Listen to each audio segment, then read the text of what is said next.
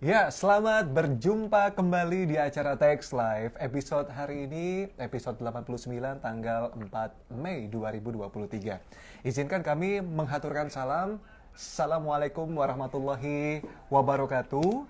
Oke, salam sejahtera bagi kita semuanya. Om Swastiastu, Namo Buddhaya, salam kebajikan. Ya, saya mau nyapa kawan pajak yang mungkin sudah bergabung dalam Instagram Live Ditjen Pajak RI. Selamat sore kepada teman-teman yang sudah bergabung di sini, sudah banyak ya.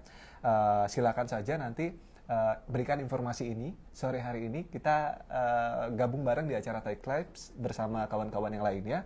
Ini boleh nih linknya dibagikan kepada teman-teman yang lainnya. Oke, boleh tahu nih dari mana nih kawan pajak mau say hi boleh.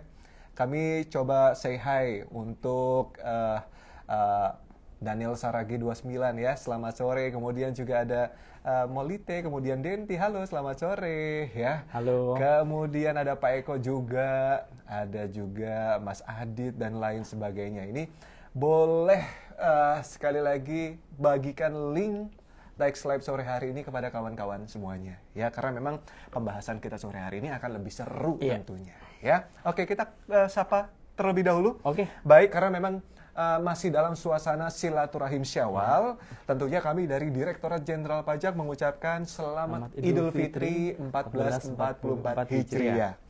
Ke Palembang makan pindang patin. Cakep. Kami ucapkan minal aidin wal faizin, mohon maaf lahir dan batin. Oke. Oke. Nah, kawan pajak, biasanya nih kalau setelah lebaran, kadang-kadang kita kan hati kita sudah healing ya. Tapi jangan sampai dompet kita terus kegiling jadi genting nih. Oke. Benar sekali Mas Iya, Ren ya. mudah-mudahan ini masih semangat ya dalam suasana lebaran, khususnya teman-teman yang mungkin baru juga melaksanakan liburan gitu ya. Jadi hatinya juga healing gitu ya. Tapi kemarin pada saat lebaran juga saya sempet loh baca-baca pemberitaan ini mengenai pembiayaan dan juga keuangan. Ternyata memang pada saat menjelang yang namanya hari besar seperti Idul Fitri, kebutuhan masyarakat akan sandang dan juga pangan itu cukup tinggi ya. Benar sekali Mas Rian. Apalagi kalau misalnya kita melewati Idul Fitri ini dan semua bersukacita dengan penuh kebahagiaan untuk merayakannya gitu ya. Terbayangkan segala aktivitas ekonomi berputar begitu besarnya di hari besar seperti Idul Fitri ini. Nah, yang menjadi perhatian pada saat saya membaca-baca berita tersebut adalah ternyata berdasarkan data yang diungkapkan oleh beberapa perbankan dan juga lembaga-lembaga pembiayaan adalah di bulan-bulan biasanya lepas setelah hari besar ini ternyata banyak loh debitur-debitur yang mengalami gagal bayar. Oh gitu Mas Rian. Iya. Jadi semoga kawan pajak nih bukan termasuk nasabah-nasabah yang gagal bayar. Amin. Ya. Karena kalau case-nya seperti ini, tentunya dari pihak lembaga pembiayaan ataupun perbankan, ini akan menarik jaminan ataupun agunan yang saat ini sedang dinikmati oleh kawan pajak. Oke, benar sekali. Berbicara mengenai agunan yang diambil oleh kreditur gitu ya. Saat ini ada loh ketentuan baru yang baru saja terbit yang mengatur tentang PPN atas penyerahan agunan yang diambil alih atau yang kita biasa sebut AIDA. Oke, ini ya maksudnya AIDA ya kawan pajak. Ini jadi PPN atas penyerahan AIDA oleh kreditur kepada pembeli agunan ya. Dan selama kurang lebih 30 menit ke depan, Tax Live akan membahas PPN atas penyerahan AIDA yang diambil alih sekali lagi oleh kreditur kepada pembeli agunan. Dan penasaran dong, seperti apa pembahasannya?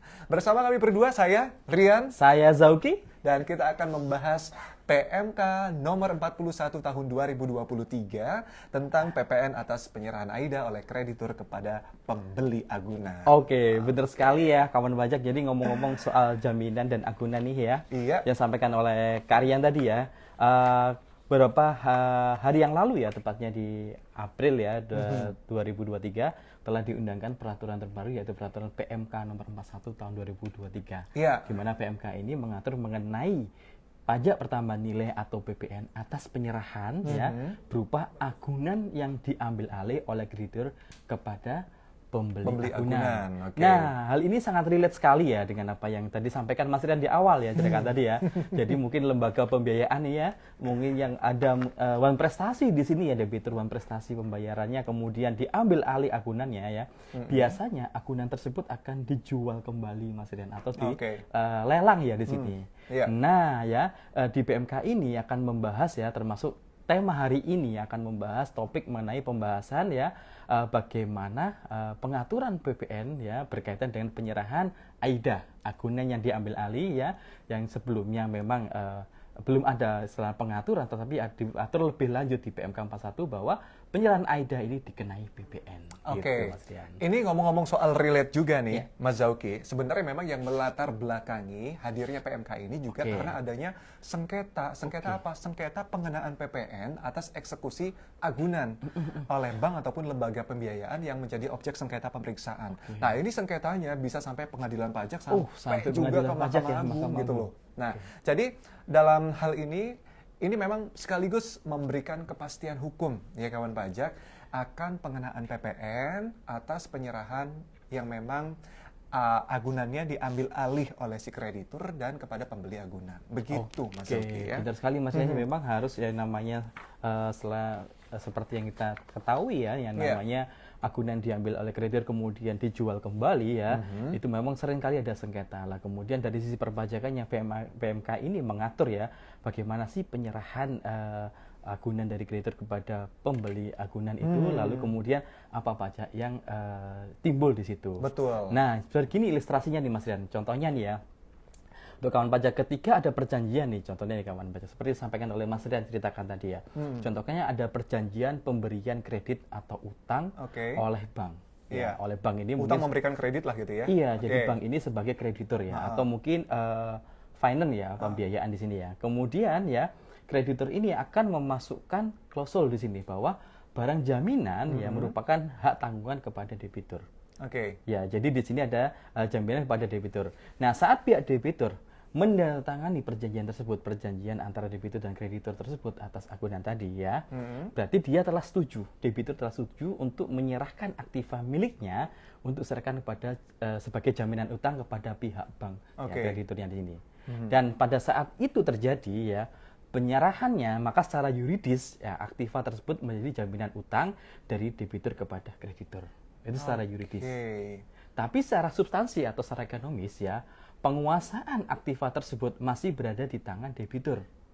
Artinya debitur ya masih memiliki kuasa untuk mengoperasikan atau mengambil manfaat dari aktiva tersebut yang diagunkan. Dan saat barang digunakan oleh debitur ya, penggunaan barang itu bukan merupakan penyerahan yang dikenakan BPN gitu. Jadi kalau kawan pajak ya terjadi kondisi one prestasi gitu ya, atau debitur ini gagal bayar utang, maka aktiva jaminan tersebut ataupun agunan tersebut gitu ya akan diambil alih penguasaannya ya oleh si pihak bank ataupun si lembaga pembiayaan ya demi menyelamatkan dana bank, kemudian dana masyarakat yang memang sudah terlanjur diberikan kepada debitur gitu ya. Dan jelas jadi kawan pajak bahwa transaksi pengambil alihan barang agunan oleh bank ini sangat berbeda sekali dengan penyerahan yang di awal tadi seperti Mas Zauki sampaikan gitu ya, bahwa pengambil alihan aktiva ataupun agunan ini dilakukan bukan karena tidak ada alasan gitu ya. Pasti ada situasi yang melatar belakanginya, yaitu ada tadi akibatnya tadi Mas. Benar, one prestasi. Dan tentunya setelah segala upaya mungkin dilakukan dan juga ditempuh oleh bank untuk menyelamatkan si dananya tersebut gitu ya. Iya, benar sekali Mas. Jadi di PMK ini memang mengatur ya, kita melihatnya dari sisi perbankannya sini ya sebagai krediturnya. Bank ini sebagai kreditur ya, sebagai pihak yang menjual atau melakukan transaksi penyerahan aktiva karena tadi sebabnya adalah karena adanya one prestasi dari debitur, otomatis bank sebagai kreditur mengambil alih aktiva tersebut. Dan penyerahan aktiva kepada pembeli agunan ya bisa melalui nama sendiri atau melalui juru lelang inilah yang termasuk sebagai penyerahan yang dikenakan BPN. Nah, sebenarnya aturan ini Mas Rian ya, aturan penyerahan aktiva ya dari kreditur kepada pembeli agunan, contohnya di sini sebenarnya sudah diatur di pasal 10 Peraturan Pemerintah Nomor 44 Tahun 2022. Bahwa ya yang termasuk dalam pengertian penyerahan hak atas barang kena pajak karena suatu perjanjian seperti disampaikan tadi ya, merupakan penyerahan agunan ya oleh kreditur kepada pembeli. Jadi penyerahan agunan tadi dari kreditur pembeli merupakan penyerahan yang dikenakan PPN sesuai dengan PP 44 tahun 2022 tadi. Nah, pengambil alihan tadi ya, pengambilan agunan tersebut bisa bermacam-macam ya, berdasarkan perjanjian jaminan kebendaan ya, contohnya bisa hak tanggungan ya, hak tanah ya, dan bangunan, kemudian ada jaminan fidusia, juga mungkin melalui hipotek ya, atau mungkin melalui gadai, atau mungkin yang sejenisnya. Nah, kemudian ketentuan mengenai batasan penyerahan agunan yang diambil oleh kreditur, kemudian kapan saat terutangnya, bagaimana cara pemungutannya, penyetorannya, dan pelaporan PPN-nya ya, semuanya tertuang di dalam PMK 41 tahun 2023 ini, Mas Rian. Oke, yang sedang kita bahas ini. Iya, kita sedang bahas ini. Ini berarti termasuk ini ya, agunan yang diambil oleh kreditur untuk penyelesaian kredit gitu ya. Kemudian pembiayaan berdasarkan prinsip syariah, dan juga pinjaman atas dasar hukum gadai. Benar, seperti intinya itu ya. Memang sebenarnya semua diatur di dalam pasal 2 ayat 1 PMK 41 tahun 2023 ini, bahwa penyerahan agunan termasuk dalam penyerahan ya BKP yang dikenakan PPN gitu. Oh iya, makin seru aja nih pembahasan kita sore hari ini tentang PMK 41 tahun 2023. Dan juga kami ucapkan selamat sore untuk kawan pajak yang mungkin baru saja bergabung bersama kami, bahwa kita sore hari ini kita membahas tentang satu ketentuan baru yang baru saja terbit mengenai PPN atas penyerahan ya agunan yang diambil alih oleh kreditur kepada pembeli agunan. Ya. Nah, jadi sebelum kita beranjak lebih jauh, kita juga harus tahu nih ya, lebih dahulu siapa saja nih subjek yang terlibat dalam ketentuan ini. Mungkin bisa dijelaskan kepada kawan pajak, mungkin saat ini juga tadi ngomongin soal kreditur, kemudian debitur. Ini gimana sih gitu loh? Oke, biar lebih jelas nih ya kawan pajak ya. Jadi pengaturan di dalam PMK 41 tahun 2023 ini memang ada 3 pihak yang terlibat ya. Yang pertama adalah kreditur. Kreditur itu adalah lembaga yang memberikan kredit. Ya, lembaga pembiayaan memberikan kredit. Bisa berupa bank, bisa berupa finance ya, yang pembiayaannya bisa berdasarkan prinsip syariah atau pinjaman atas hukum gadai, di mana memang pembiayaan tersebut sesuai dengan ketentuan peraturan perundang-undangan sektor keuangan. Nah, ini krediturnya adalah perbankan ya, bank atau mungkin finance-nya ya, yang leasing juga gitu ya, bisa ya. Gitu. Kemudian pihak yang kedua adalah debitur. Siapa debitur ini? Debitur adalah nasabah yang memperoleh kredit. Jadi nasabah yang memperoleh kredit ini namanya debitur ya. Jadi baik itu kredit itu diberikan nasabah yang memperoleh kredit itu bisa berdasarkan prinsip syariah atau dari dasar hukum gadai dan lain-lain, atau yang dipersamakan ya berdasarkan perjanjian antara kreditur dengan nasabah tadi. Ya. Kemudian yang terakhir adalah pembeli agunan. Pembeli agunan ya. Jadi orang pribadi atau badan selain kreditur yang membeli agunan melalui lelang atau di luar lelang. Ya. Jadi ini terkait dengan yang namanya lelang ya.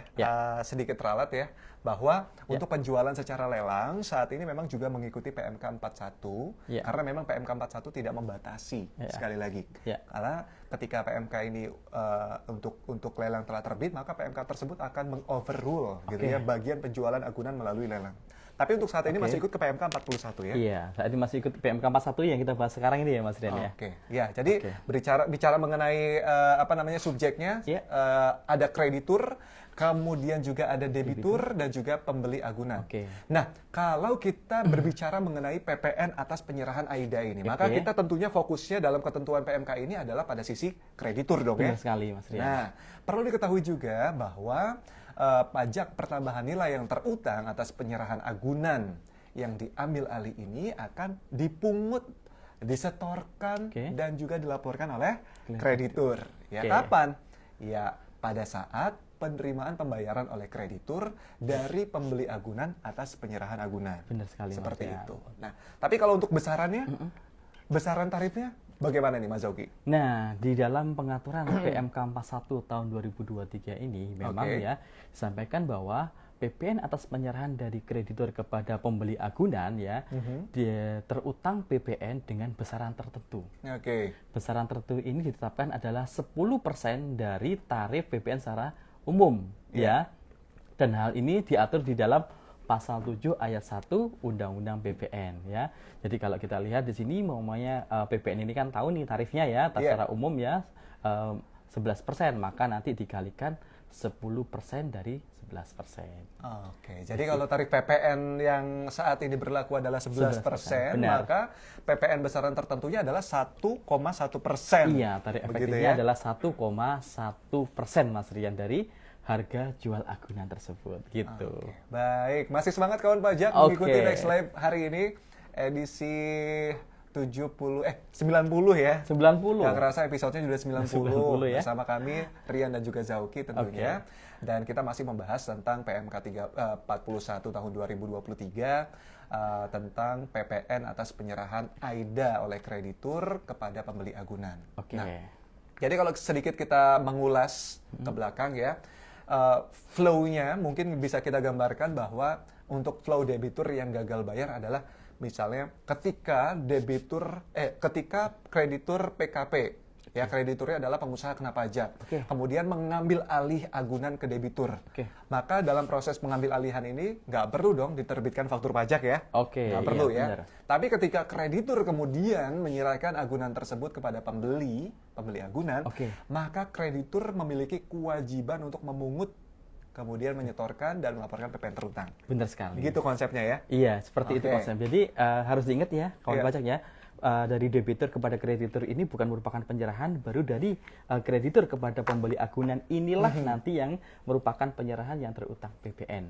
Nah, ini disampaikan ya bahwa untuk pemungutan PPN yang diperlukan faktur pajak. Jadi memang kreditur ini sebagai pemungut PPN wajib membuat faktur pajak atas penyerahan agunan tersebut. Nah, tetapi ada kemudahan yang diatur di dalam PMK 1 tahun 2023 ini. Ketentuan malah memberikan kemudahan. Ini bagaimana ceritanya? Jadi kemudahannya seperti ini ya. Karena yang merupakan penyerahan adalah dari kreditur kepada pembeli agunan, yang memang harus terbitkan faktur pajak ya. Kemudahan di sini ya, tagihan atas penjualan agunan atau dokumen lain yang sejenisnya yang berupa tagihan tersebut diperlakukan sebagai dokumen tertentu yang kedudukannya dipersamakan dengan faktur pajak. Gitu, Mas Rian. Ya. Jadi kalau kita bicara mengenai dokumen tertentu yang kedudukannya dipersamakan dengan faktur pajak, seingat saya ini bukannya banyak di persyaratannya ya? Iya, ada beberapa syarat harus dipenuhi memang. Jadi memang karena tagihannya tersebut merupakan dokumen tertentu yang kedudukannya dipersamakan dengan faktur pajak, maka harus ada syaratnya di sini. Syaratnya dokumen tagihan tersebut harus ada identitas minimal, yang pertama adalah ini isiannya ya? Isiannya di dalam tagihannya tersebut harus ada nomor dan tanggal dokumen. Yang pertama. Kemudian ada juga nomor NPWP, identitas dari kreditur. Karena kreditur sebagai pemungut PPN. Kemudian identitas yang berupa NPWP atau nomor induk kependudukan NIK debiturnya. Jadi harus jelas nih kreditur debiturnya. Yang ketiga, karena ini berkaitan dengan 3 pihak, yaitu identitas yang berupa NPWP atau NIK pembeli agunannya. Kemudian juga harus ada informasi berupa uraian BKP-nya. Apa yang diserahkan agunannya. Ya, kemudian kalau kita lihat ya, agunan contohnya berupa tanah dan bangunan nih Mas Rian. Maka tata cara pencantuman uraian BKP-nya harus sesuai dengan ketentuan peraturan perundang-undangan di bidang PPN. Harus jelas nih tanahnya. Jadi uraiannya memang harus lebih jelas. Iya, harus komplit di sini. Luasnya berapa di sini ya? Mungkin letaknya di mana harus sesuai di sini ya. Kemudian karena dokumen tagihan ini merupakan dokumen tertentu yang kedudukannya dipersamakan dengan faktur pajak, harus juga ada identitas DPP-nya, dasar pengenaan pajaknya. Ya, DPP-nya mengikuti berapa nominal penyerahan. Yang terakhir adalah jumlah PPN yang dipungut. Ya, di mana PPN tadi dihitungnya menggunakan tarif efektif 1,1%. Baik, ini gitu memang sangat jelas sekali kawan pajak ya. Mungkin saya juga ngelihat nih kawan pajak di rumah ada yang sambil nyatet nih apa yang disampaikan oleh Mas Zauki, bahwa isian dokumen tertentu yang dipersamakan dengan faktur pajak mulai dari apa saja tadi ya, nomor dokumen dan segala macam sampai dengan jumlah DPP-nya gitu ya. Nah, itu semuanya lengkap tertulis di sana gitu ya. Nah, setelah kita melakukan pemungutan, tentunya kewajiban si kreditur selanjutnya adalah melakukan penyetoran dan juga pelaporan dong. Benar sekali. Iya, nah ini informasi kawan pajak ya, bahwa untuk kode akun pajak yang digunakan adalah 411211. Ya, sekali lagi 411211. 4211 dan kode jenis setorannya adalah 100 dengan menggunakan SPT masa PPN 1111. Nah, kalau kita bicara mengenai SPT masa PPN nih Mas Zauky, untuk PPN atas penyerahan AIDA ini oleh kreditur ke pembeli agunan gitu ya, ini sebenarnya pajak masukannya bisa dikreditkan nggak nih ya? Nah, kalau kita bahas PPN pasti kita nggak lepas dari namanya pengkreditan pajak masukan. Jadi kalau kita ngomongnya pajak masukan ya, di sini ada dua sisi nih Mas Rian, dari sisi kreditur dan pembeli agunan. Oke, dari kreditur apa, dari pembeli agunan gimana? Iya, karena memang penyerahan ya, yang merupakan penyerahan yang dikenal PPN adalah dari kreditur kepada pembeli agunan. Nah, dari sisi kreditur karena ini merupakan PPN ya, PPN pajak masukan atas penyerahan agunan tersebut ya, tidak dapat dikreditkan oleh krediturnya karena merupakan PPN besaran tertentu tadi Mas Rian. Iya. Itu dari sisi kreditur. Tapi beda lagi dari sisi pembeli agunan. Ya, jika pembeli agunannya merupakan pengusaha kena pajak atau PKP, ya, PPN ya atas penyerahan agunan tersebut dapat dikreditkan oleh pembeli agunannya. Besarannya sesuai dengan penyerahan dan PPN yang telah diserahkan, yang dipungut oleh kreditur tadi, dan ketentuannya harus sesuai dengan peraturan perundang-undang di bidang perpajakan. Asal si pembeli agunannya merupakan pengusaha kena pajak. Gitu, ya, maka bisa dikreditkan. Cocok. Makin kesini makin clear ya kawan pajak. Oh iya, perlu kami informasikan juga bahwa PMK 41 tahun 2023 ini mulai berlaku tanggal 1 Mei 2023. Dan tentu juga kami mengucapkan terima kasih untuk teman-teman penyuluh pajak juga yang ada di kolom komentar yang juga sudah membantu menjawab pertanyaan-pertanyaan dari viewers ya, yang memang sudah bertanya di sini. Ini kalau saya lihat sudah banyak yang sudah dijawab oleh teman-teman. Terima kasih banyak. Tapi mungkin kita coba kasih ilustrasi ya Mas Zauky ya. Misalnya, biar lebih dapet nih gambarannya. Ada suatu bank. Suatu bank ini kemudian memberikan kredit kepada Mas Zauky lah misalnya ya. Memberikan pinjaman atau kredit kepada debiturnya berarti ya? Debiturnya Mas Zauky ya. Agunannya berupa tanah dan juga bangunan yang alamatnya mungkin ada di Depok. Misalnya, tanah dan bangunan tersebut luasnya kurang lebih 150 meter persegi. 150 meter, Dan sesuai perjanjian dibebani hak tanggungan. Ya, jadi ada hak tanggungannya juga. Kemudian Mas Zauky ternyata dinyatakan one prestasi oleh bank tersebut ya. Mohon maaf nih, ini cuma sekedar ilustrasi ya. Mudah-mudahan bukan terjadi di kehidupan nyata gitu ya. Nggak punya kredit kan? Nggak punya kredit dah. Sultan. Ada kreditnya, tapi semoga nggak one prestasi ya Mas Rian. Ya jadi kemudian pada tanggal 1 Juli 2023 per 1 Juli ya. Per 1 Juli 2023 karena memang sudah dinyatakan one prestasi tadi, agunan tersebut berhasil dijual kepada Mas Angga misalnya. Ya, kemudian dijual kepada Mas Angga dan diterima pembayarannya dengan harga jual sebesar 1 miliar. Nah, ini gimana perlakuannya nih? Kasih gambaran. Jadi ilustrasinya tadi ya, kawan pajak biar jelas nih ya, pengaturan di PMK 41 tahun 2023 ini, karena memang soalnya penyerahannya per 1 Juli, berarti PMK itu sudah berlaku ya, karena per 1 Mei 2023 sudah berlaku. Jadi di ini ilustrasinya Mas Ian tadi ya, saya ulang ya, banknya sebagai kreditur, kemudian saya Zauky sebagai debitur yang gagal bayar, kemudian gitu ya. agunannya adalah Mas Angga, pembeli agunannya adalah Mas Angga, gitu ya. Nah, lalu bagaimana pengaturan di PMK 41 tahun 2023? Jadi karena memang Mas Angga membeli agunan tersebut karena saya one prestasi gagal bayar, kemudian dari kreditur dari bank tadi dijual ke Mas Angga dengan harga 1 miliar, maka bank sebagai kreditur harus memungut PPN-nya sejak tanggal penyerahan, tanggal pembayaran, yaitu per 1 Juli tahun 2023. Jadi terutangnya PPN per 1 Juli tahun 2023. Yang pertama. Kemudian yang kedua, besaran PPN-nya karena menggunakan besaran tertentu, yaitu tarif efektifnya adalah 1,1% ya. PPN yang terutang adalah ya 1,1% dikalikan 1 miliar. Jadi ketemunya adalah 11 juta. Kemudian yang ketiga, banknya ini ya sebagai kreditur yang memungut PPN wajib membuat faktur pajak.